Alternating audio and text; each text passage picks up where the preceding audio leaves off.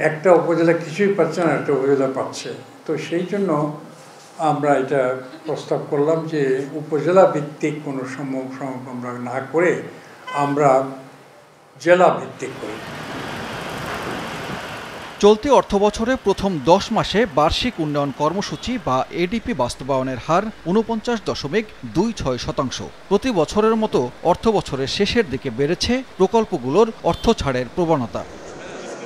এর মধ্যে আগামী অর্থবছরের জন্য উন্নয়ন বাজেট চূড়ান্ত করতে প্রধানমন্ত্রীর সভাপতিত্বে এনইসি সভা বসে। মূল্যস্ফীতি নিয়ন্ত্রণ করার লক্ষ্য সামনে নিয়ে নতুন বাজেট প্রণয়ন করতে যাচ্ছে সরকার। বরাদ্দর দিক থেকেও কিছুটা লাগাম টানতে হচ্ছে বাজেটে। উন্নয়ন বাজেটে সরকার ব্যয় করবে 1,65,000 কোটি টাকা, যা আগের অর্থবছরের চেয়ে 4,000 কোটি টাকা কম।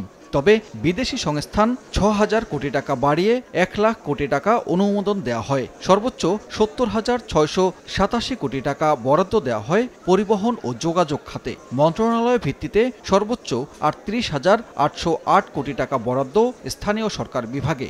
বিদেশি ঋণ নির্ভর প্রকল্প 3 মাস অন্তর পর্যালোচনা করে দ্রুত শেষ করার নির্দেশ দেন প্রধানমন্ত্রী। নগদে 500 টাকা বা তার বেশি পেমেন্টে পেতে পারেন ঢাকায় জমিসহ 20 কোটি টাকার পুরস্কার। বৈদেশিক ঋণ এবং অনুদানে যেসব আমাদের প্রকল্প আছে সেগুলি যেন আমরা বাড়তি শ্রম দিয়ে দ্রুত এগুলি শেষ করার ব্যবস্থা করি। আরেকটি কথা উনি আবারও বলেছেন যে আমরা যদি পিডিদের জন্য একটা পুল করতে পারি, যারা প্রকল্প পরিচালক হিসেবে যাদের কোনো অভিজ্ঞতা নাই তাদেরকে প্রয়োজনীয় ট্রেনিংটা যেন দেয়া হয়। উপজেলাগুলোতে সম উন্নয়ন হয় না, তাই জেলা ভিত্তিক উন্নয়ন প্রকল্প করার সম্মতি দিয়েছে এনএসি সভা। গুরুত্ব দিতে বলা হয়েছে গ্রামীণ অবকাঠামো ও স্বাস্থ্যকে। একটা উপজেলা কিছুই পাচ্ছে না, একটা উপজেলা পাচ্ছে।